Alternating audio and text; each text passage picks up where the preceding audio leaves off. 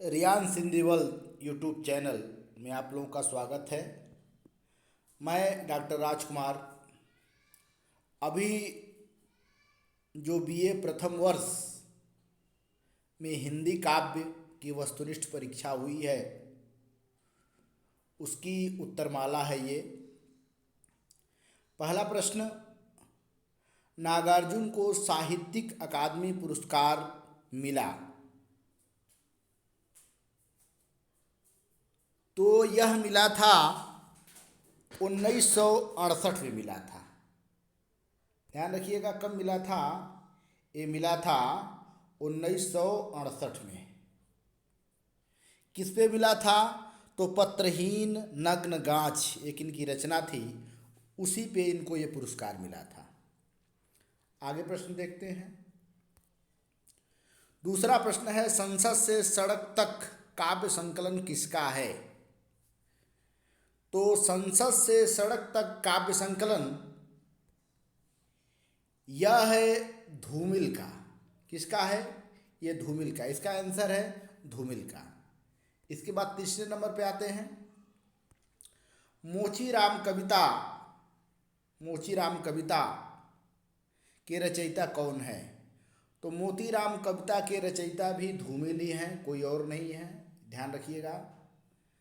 अगला प्रश्न देखते हैं, रोटी और संसद कविता किसकी है? तो रोटी और संसद कविता भी धूमिल की है। इसका उत्तर है धूमिल, याद रखिएगा। आगे बढ़ते हैं, धूमिल का वास्तविक नाम क्या है? तो धूमिल का जो वास्तविक नाम है सुदामा पांडे है, ध्यान रखिएगा, सुदामा पांडे धूमिल का वास्तविक नाम है। अगला प्रश्न है, गीत फरोश कविता किसकी है? तो गीत फरोश कविता जो है भवानी प्रसाद मिश्र की है। भवानी प्रसाद मिश्र जो द्वितीय तार सप्तक के कवि हैं, उनकी कविता है गीत फरोश। जी हाँ हजूर मैं गीत भेजता हूँ, यह उनकी बड़ी प्रसिद्ध रचना है। अगला प्रश्न है, भवानी प्रसाद मिश्र किस धारा के कवि हैं? तो भवानी प्रसाद मिश्र प्रयोगवाद के अंतर्गत आएंगे, ध्यान रखिएगा। प्रयोगवाद के अंतर्गत जो है कि भवानी प्रसाद मिश्र की रचना आएगी, और ये द्वितीय तार सप्तक के कवि हैं, ये भी ध्यान रखने की जरूरत है।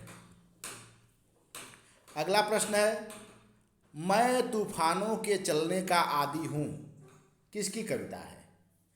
तो ये कविता है गोपाल दास नीरज की। किसकी कविता है? गोपाल दास नीरज की कविता है, मैं तूफानों में चलने का आदी हूँ। अगला प्रश्न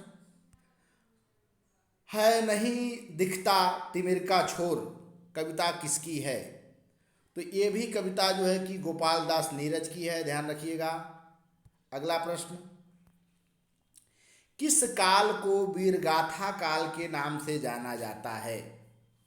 तो आदिकाल को वीरगाथा काल के नाम से जाना जाता है, और वीरगाथा काल नाम देने वाले हैं रामचंद्र शुक्ल। इस काल का नामकरण किया था, और किसको कहा जाता है? आदिकाल को कहा जाता है। अगला प्रश्न, जायसी का जन्म कब हुआ था? तो ध्यान रखिएगा, जायसी का जन्म 1498 में हुआ था। कब हुआ था? 1498 में जायसी का जन्म हुआ था। अगला प्रश्न, पद्मावत का कथानायक कौन है? पद्मावत का जो कथानायक है वह है रत्नसेन। ध्यान रखिएगा, कौन है? रत्नसेन है, यही कथानायक है। कथानायक का मतलब होता है कि मुख्य भूमिका में कौन है? तो राजा रत्नसेन, यह चित्तौड़ के महाराज होते हैं। अगला प्रश्न देखते हैं, पद्मावती के पिता का नाम था? तो पद्मावती के पिता का नाम था गंधर्वसेन, याद रखिएगा, गंधर्वसेन की पुत्री थी पद्मावती। अगला प्रश्न देखिए, पद्मावती की भाषा है? पद्मावती की भाषा बोलचाल की अवधि है, ध्यान रखिएगा, बोलचाल की अवधि है। लेकिन तुलसीदास की जो रामचरितमानस की भाषा है वह साहित्यिक अवधि है, ये भी ध्यान देने की जरूरत है। तो पद्मावत की कौन सी भाषा है? बोलचाल की अवधि है। अगला प्रश्न देखते हैं, पद्मावत किस द्वीप की राजकुमारी थी? तो पद्मावत सिंघल द्वीप की राजकुमारी थी। किसकी राजकुमारी थी? सिंघल द्वीप की राजकुमारी थी। अगला प्रश्न देखते हैं, जायसी के गुरु का क्या नाम था? तो जायसी के गुरु का नाम है मऊदीन। मऊदीन जो है कि जायसी के गुरु का नाम है। अगला प्रश्न देखते हैं, रत्नसेन के दूसरे रानी का नाम था?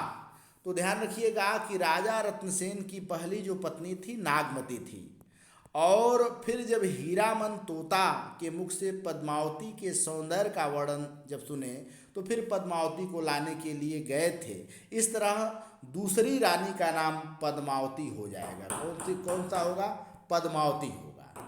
अगला प्रश्न देखते हैं, रीतकाल के प्रथम आचार्य हैं? तो रीतकाल के प्रथम आचार्य केशव दास को माना जाता है। याद रखिएगा, केशव दास को रीतकाल का प्रथम आचार्य माना जाता है। अगला प्रश्न देखते हैं, विद्यापति पदावली की रचना किस भाषा में हुई है? विद्यापति पदावली की रचना किस भाषा में हुई है? तो ध्यान रखिएगा, विद्यापति पदावली जो है कि मैथिली भाषा की रचना है। किस भाषा की रचना है? मैथिली भाषा की रचना है। अगला प्रश्न है, बिहारी किस प्रकार के कवि हैं? तो रीतकाल के 3 भेद हुए थे, रीतिबद्ध, रीतिसिद्ध, रीतिमुक्त। तो जो बिहारी हैं वह रीतिसिद्ध वर्ग के कवि हैं। किसके कवि हैं? रीतिसिद्ध वर्ग के कवि हैं। ध्यान रखने की जरूरत है। अगला प्रश्न है, मेरी भव बाधा हरो राधा नागरी सोई। तो यह प्रसिद्ध जो लाइन है या पंक्ति है, ये बिहारी लाल की लाइन है। किसकी लाइन है? बिहारी लाल की लाइन है। अगला प्रश्न है, बिहारी सतसई में कुल कितने दोहे हैं? तो बिहारी सतसई में कुल 713 दोहे हैं। ध्यान रखिएगा, 713 दोहे। अगला प्रश्न, छायावाद के प्रवर्तक कौन हैं? छायावाद के प्रवर्तक कौन है? यह प्रश्न कुछ अधूरा है, प्रश्न में जिसे कन्फर्म नहीं है, क्योंकि ईलाचंद जो जोशी हैं वह जयशंकर प्रसाद को प्रवर्तक मानते हैं, और नंदुलारे वाजपेयी पंत जी को प्रवर्तक मानते हैं। तो ये प्रश्न ही गलत बन गया है, लेकिन क्योंकि ये दोनों ही उत्तर सही होगा, लेकिन अधिक आशा है कि यूनिवर्सिटी जयशंकर प्रसाद को माने। ठीक है, अगला प्रश्न देखते हैं, जयशंकर प्रसाद किस युग के कवि हैं? तो जयशंकर प्रसाद किस युग के कवि हैं? छायावाद के कवि हैं। अगला प्रश्न देखते हैं, जयशंकर प्रसाद का जन्म हुआ था? जयशंकर प्रसाद का जन्म हुआ था, कब हुआ था? 1889 में हुआ था। कहाँ हुआ था? काशी में हुआ था या वाराणसी में हुआ था? दोनों कह सकते हैं, काशी या वाराणसी। अगला प्रश्न देखते हैं, जयशंकर प्रसाद का जन्म स्थान है? तो अभी हमने बताया है जयशंकर प्रसाद का जन्म स्थान वाराणसी है। क्या है? वाराणसी है। अगला प्रश्न देखते हैं, रामचरितमानस की भाषा क्या है? तो रामचरितमानस की जो भाषा है अवधी है। कौन सी है? अवधी है। गुरु गोरखनाथ या गोरखनाथ के गुरु का नाम है। यह मिड एग्जाम में भी पूछा गया था डीएवी कॉलेज में। गुरु गोरख या गोरखनाथ के गुरु का नाम मत्स्येंद्रनाथ है। गोरखनाथ के गुरु का नाम मत्स्येंद्रनाथ है। नाथों की संख्या 9 है, ये भी ध्यान रखने की जरूरत है। उसके बाद गोरखनाथ की काव्य भाषा क्या है? तो गोरखनाथ की काव्य भाषा सधुक्कड़ी भाषा के अंतर्गत आएगी। अगला प्रश्न देखते हैं, बहुत कठिन है डगर पन घटकी, यानी ईश्वर के जो प्राप्ति का मार्ग है वह बहुत कठिन है, और यह है अमीर खुसरो की। तो इसका अर्थ यही है कि ईश्वर के प्राप्ति का जो मार्ग बहुत कठिन है। अगला प्रश्न देखते हैं, अमीर खुसरो के गुरु का नाम था? तो अमीर खुसरो के गुरु का नाम था निजामुद्दीन औलिया। निजामुद्दीन औलिया के शिष्य थे अमीर खुसरो। ठीक है, आगे प्रश्न देखते हैं, अमीर खुसरो को अमीर का खिताब किसने दिया? तो यह प्रश्न कुछ जैसे स्पष्ट नहीं है, क्योंकि इसका उत्तर निश्चित रूप से नहीं दिया जा सकता है, लेकिन संभवतः इसके गुरु ने ही इनके जो गुरु थे, गुरु ने ही इनको अमीर की खिताबी दिया होगा। यह प्रश्न संदेह में है, ध्यान रखिएगा, यह निश्चित नहीं है, यह प्रश्न संदेह में है, ध्यान रखिएगा, इस प्रश्न पे संदेह है। ठीक है, आगे देखते हैं। मैथिल कोकिल किसे कहा जाता है? तो मैथिल कोकिल के नाम से विद्यापत को जाना जाता है। किसको जाना जाता है? विद्यापत को मैथिल कोकिल के नाम से जाना जाता है। अगला प्रश्न, सूरदास का सर्वाधिक प्रसिद्ध ग्रंथ कौन सा है? सूरदास का सर्वाधिक प्रसिद्ध ग्रंथ है सूरसागर। कौन सा है? सूरसागर सूरदास का सर्वाधिक प्रसिद्ध ग्रंथ है। अगला प्रश्न देखते हैं, अज्ञेय की मृत्यु कब हुई थी? ध्यान रखिएगा, कौन सा प्रश्न है? अज्ञेय की मृत्यु कब हुई थी? तो अज्ञेय की मृत्यु हुई थी 1987 में। कब हुई थी? 1987 में। अगला प्रश्न देखते हैं, अंधेरे के रचनाकार हैं? तो अंधेरे कविता के रचनाकार मुक्तिबोध है। कौन है? मुक्तिबोध है। याद रखिएगा, अंधेरे में के रचनाकार, जो अंधेरे में कविता है उसके रचनाकार मुक्तिबोध हैं। कौन सा कवि फंटेसी के लिए प्रसिद्ध है? तो फंटेसी के लिए प्रसिद्ध है मुक्तिबोध। कौन है? मुक्तिबोध प्रसिद्ध है। अगला प्रश्न, मुक्तिबोध का पूरा नाम था? तो मुक्तिबोध का पूरा नाम है गजानन माधव मुक्तिबोध। क्या नाम है? गजानन माधव मुक्तिबोध, मुक्तिबोध का पूरा नाम है। अगला प्रश्न देखते हैं, मुक्तिबोध की मृत्यु कब हुई थी? तो मुक्तिबोध की मृत्यु हुई थी 1964 में। ध्यान रखिएगा, 1964 में मुक्तिबोध की मृत्यु हुई थी। अगला प्रश्न, नागार्जुन का वास्तविक नाम क्या है? तो नागार्जुन का वास्तविक नाम वैद्यनाथ मिश्र है। वैद्यनाथ मिश्र नागार्जुन का वास्तविक नाम है। अगला प्रश्न देखते हैं, नागार्जुन किस धारा के कवि हैं? तो नागार्जुन जो है कि प्रगतिवादी धारा के कवि हैं। किस धारा के? प्रगतिवादी धारा के कवि हैं। अगला प्रश्न देखते हैं, भस्मांकुर, भस्मांकुर किसकी रचना है? तो भस्मांकुर जो है कि नागार्जुन की प्रसिद्ध रचना है। नागार्जुन की प्रसिद्ध रचना है भस्मांकुर। अगला प्रश्न देखते हैं, प्रगतिवाद का सलाका, प्रगतिवाद का सलाका पुरुष प्रधान किसे कहा जाता है? तो ध्यान रखिएगा, प्रगतिवाद का जो सलाका पुरुष प्रधान है वह नागार्जुन ही है, कोई और नहीं है, नागार्जुन है। अगला प्रश्न देखते हैं, नागार्जुन का जन्म कब हुआ था? तो जो नागार्जुन का जन्म हुआ था, नागार्जुन का जन्म हुआ था 1911 में। कब हुआ था? 1911 में। अगला प्रश्न, निराला की प्रथम कविता कौन है? निराला की जो प्रथम कविता है वह है जूही की कली। निराला की प्रथम कविता कौन सी है? जूही की कली। अगला प्रश्न देखते हैं, राम की शक्ति पूजा में किसकी उपासना की गई है? तो राम की शक्ति पूजा में दुर्गा जी की उपासना की गई है। किसकी उपासना की गई है? दुर्गा जी की उपासना की गई है, ध्यान रखने की जरूरत है। राम की शक्ति पूजा किसकी रचना है? तो निराला की रचना है, ये भी ध्यान रखने की जरूरत है। अगला प्रश्न देखते हैं, महाप्राण की संज्ञा से विभूषित है? तो महाप्राण की संज्ञा से विभूषित सूर्यकांत त्रिपाठी निराला को महाप्राण की उपाधि मिली थी। अगला प्रश्न देखते हैं, राम की शक्ति पूजा का प्रेरणा स्रोत क्या है? तो राम की शक्ति पूजा का प्रेरणा स्रोत जो है कि यह प्रश्न भी गलत है। ठीक है, क्योंकि प्रेरणा स्रोत जो है वह था कृतिवास रामायण, जो बंगला भाषा में लिखा गया था। इसमें यह गलत है, क्योंकि यह प्रश्न गलत के अंतर्गत है। उसकी प्रेरणा स्रोत अगर कोई लेखक बनाया है तो यह मान के चलिए कि देवी भागवत इसी को संभवतः माना होगा। अगला प्रश्न देखते हैं, हिंदी का सर्वश्रेष्ठ शोक गीत है? तो हिंदी का सर्वश्रेष्ठ शोक गीत है सरोज स्मृति। किसकी रचना है? निराला की यह पुत्री थी सरोज, उसी की याद में लिखे थे सरोज स्मृति, और हिंदी का यह सर्वश्रेष्ठ शोक गीत है। अगला प्रश्न देखते हैं, निराला की मृत्यु कब हुई थी? निराला की मृत्यु कब हुई थी? तो निराला की मृत्यु 1961 में हुई थी। अगला प्रश्न देखते हैं। विद्रोही कवि के रूप में विख्यात है। तो विद्रोही कवि के रूप में कोई और नहीं, सूर्यकांत त्रिपाठी निराला विद्रोही कवि के रूप में विख्यात हैं। अगला प्रश्न देखते हैं। सुमित्रानंदन पंत किस युग के कवि हैं? तो सुमित्रानंदन पंत जो है कि छायावाद युग के कवि हैं। किसके कवि हैं? छायावाद युग के कवि हैं। आगे प्रश्न देखते हैं।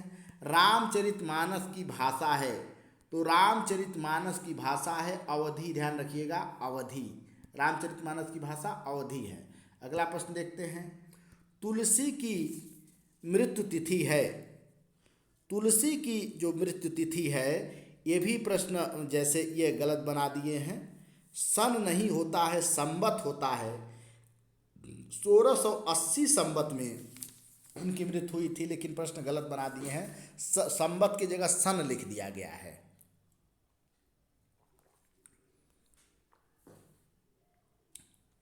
इसके बाद अगला प्रश्न देखते हैं। नदी के दीप किस कवि की रचना है? तो नदी के दीप अज्ञेय की प्रसिद्ध रचना है। नदी के दीप अज्ञेय की प्रसिद्ध रचना है। अगला प्रश्न देखते हैं। प्रयोगवाद के प्रवर्तक हैं। तो प्रयोगवाद के प्रवर्तक अज्ञेय को माना जाता है। प्रयोगवाद के प्रवर्तक कौन है? अज्ञेय। अगला प्रश्न देखते हैं। तार सप्तक के संपादक कौन हैं? तो तार सप्तक के संपादक भी अज्ञेय को माना जाता है। प्रथम तार सप्तक 1943 में आया था, ये भी ध्यान रखने की जरूरत है। और 4 तार सप्तक बना है। आज तक 4 तार सप्तक का संपादन हुआ है। तार सप्तक का मतलब होता है 7 कवि एक साथ मिलकर जो है कि एक तरह की रचनाएं करने का प्रयास करते हैं। 7 कवि तार सप्तक में होते थे, ये भी ध्यान रखने की जरूरत है। जैसे अष्टछाप में 8 कवि थे, उसी तरह तार सप्तक में 7 कवि होते थे। अगला प्रश्न देखते हैं। तार सप्तक का प्रकाशन वर्ष क्या है? तो तार सप्तक का प्रथम प्रकाशन वर्ष कहना चाहिए, ये भी प्रश्न गलत बन गया है। लेकिन लेखक का मूल उद्देश्य यही है कि प्रथम तार सप्तक कब आया? तो प्रथम तार सप्तक 1943 में आया। ध्यान रखने की जरूरत है। अगला प्रश्न। अज्ञेय को किस काव्य पर साहित्यिक अकादमी पुरस्कार मिला? साहित्यिक अकादमी पुरस्कार किस पर मिला था? तो यह मिला था 1964 में। और कौन सी रचना है? वह रचना है आंगन के पार द्वार। याद रखिएगा, आंगन के पार द्वार। अगला प्रश्न। अज्ञेय का जन्म कब और कहाँ हुआ था? तो अज्ञेय का जन्म देवरिया जिला में हुआ था। इस समय कुशीनगर अलग हो गया है देवरिया से, ठीक है। लेकिन उस समय देवरिया जिला और कुशीनगर एक में था, इसीलिए यहाँ वो जो उत्तर है वह देवरिया जिला होगा। 1911 में इनका जन्म हुआ था। अगला प्रश्न देखते हैं।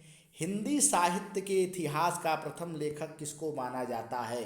तो हिंदी साहित्य के इतिहास का प्रथम लेखक है गारसा दा तासी। ये फ्रेंच भाषा में हिंदी साहित्य का प्रथम इतिहास लिखे थे, ये भी ध्यान रखने की ज़रूरत है। हिंदी साहित्य की भूमिका ग्रंथ का लेखक कौन है? तो ये हैं हजारी प्रसाद द्विवेदी हैं, ये भी ध्यान रखने की ज़रूरत है। अगला प्रश्न है। आधुनिक काल की मीरा किसे कहा जाता है? तो आधुनिक काल की मीरा छायावादी की कवयित्री महादेवी वर्मा को कहा जाता है। अगला प्रश्न देखते हैं। रीतिसिद्ध काव्यधारा के प्रमुख कवि कौन हैं? तो रीतिसिद्ध काव्यधारा के प्रमुख कवि हैं बिहारी। अगला प्रश्न देखते हैं। कामायनी में किस दर्शन की अभिव्यक्ति हुई है? तो कामायनी में प्रतिभिज्ञा दर्शन की अभिव्यक्ति हुई है। प्रतिभिज्ञा दर्शन की अभिव्यक्ति हुई है। अगला प्रश्न देखते हैं। सच्चिदानंद हीरानंद व सायन अज्ञेय को ज्ञानपीठ पुरस्कार किस रचना पर मिला था? तो ये मिला था 1968 में। कब मिला था? 1968 में ये पुरस्कार मिला था। और किस रचना पर मिला था, ये भी हमें ध्यान देने की ज़रूरत है। यह रचना पर मिला था कितने नावों में कितनी बार। कब मिला था? कितनी नावों में कितनी बार, ये इस पे मिला था। चलिए आगे बढ़ते हैं। युगधारा रचना के रचनाकार का नाम बताइए। युगधारा नागार्जुन की प्रसिद्ध रचना है, नागार्जुन की। अगला प्रश्न देखते हैं, सरहपा को हिंदी का प्रथम कवि किसने माना? तो सरहपा को हिंदी का प्रथम कवि राहुल संस्कृत्यायन ने माना। किसने माना? राहुल संस्कृत्यायन ने। अगला प्रश्न देखते हैं, सूर सागर का सर्वाधिक मार्मिक प्रसंग है। तो सूर सागर का सर्वाधिक मार्मिक प्रसंग कुछ और नहीं, भ्रमर गीत है, ध्यान रखिएगा, भ्रमर गीत। अगला प्रश्न देखते हैं, सूरदास किस काल के कवि हैं? तो सूरदास भक्ति काल के कवि हैं। भक्ति काल में सगुण धारा के कृष्णाशयी शाखा के कवि हैं, ये भी ध्यान रखने की जरूरत है। अगला प्रश्न देखते हैं, सूरदास ने वात्सल्य का कोना कोना झांक लिया, यह उक्ति किसकी है? तो ये रामचंद्र शुक्ल की उक्ति है। किसकी, किसका कथन है? रामचंद्र शुक्ल का कथन है कि सूरदास ने वात्सल्य का कोना कोना झांक लिया है। अगला प्रश्न देखते हैं, सूरदास को पुष्टिमारक का जहाज किसने कहा? तो सूरदास के मृत्यु पर यह बात विट्ठलनाथ ने कहा था। किसने कहा था? विट्ठलनाथ ने कहा था, पुष्टिमारक का जहाज। अगला प्रश्न देखते हैं, तुलसीदास का जन्म स्थान क्या है? तो तुलसीदास का जन्म स्थान राजापुर है और रामचंद्र शुक्ल माने हैं, ये भी ध्यान रखने की जरूरत है। अगला प्रश्न देखते हैं, कबीर के गुरु का नाम है। तो कबीर के गुरु का नाम है रामानंद नाम है। कौन, क्या नाम है? रामानंद नाम है। अगला प्रश्न देखते हैं, इनमें से कौन कवि ज्ञानमार्गी शाखा का है? तो ज्ञानमार्गी शाखा का कवि है कबीर। कौन है? कबीर। अगला प्रश्न देखते हैं, कबीर का लालन पालन किस जुलाहे ने किया है? तो वह किया है नीरू ने। किसने किया है? नीरू और नीमा नामक जुलाहे थे जो कबीर का लालन पालन किए थे। अगला प्रश्न देखते हैं, केशव द्वारा रचित काव्य ग्रंथ है। तो केशव द्वारा रचित काव्य ग्रंथ है तो वह है जहांगीर जस चंद्रिका। कौन सा है? जहांगीर जस चंद्रिका, याद रखिएगा। अगला प्रश्न देखते हैं, रामचंद्रिका में कांड की संख्या है, ये भी प्रश्न गलत है। याद रखिएगा कि जो रामचंद्रिका है वह केशव दास की रचना है और वह 29 प्रकाशों में विभक्त है। किसमें? यह पहले प्रकाश और सर्ग में विभक्त होता था। तो ध्यान दीजिएगा, यह प्रकाश में विभक्त है। किसमें किसमें विभक्त है? प्रकाश में, ठीक है।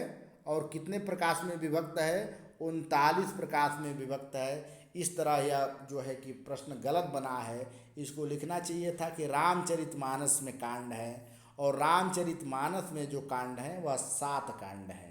लेकिन यहाँ तो प्रश्न ही गलत बन गया है। अब प्रश्न ही गलत बन गया है, यहाँ रामचरितमानस होना चाहिए था। रामचरितमानस में 7 कांड हैं, लेकिन अगर रामचंद्रिका की बात करें तो उसमें 39 प्रकाश है, कांड नहीं है। अगला प्रश्न देखते हैं, उत्तर ही यह जो है कि प्रश्न ही गलत बन गया है। अगला प्रश्न देखते हैं, घनानंद का सर्वाधिक प्रसिद्ध ग्रंथ है।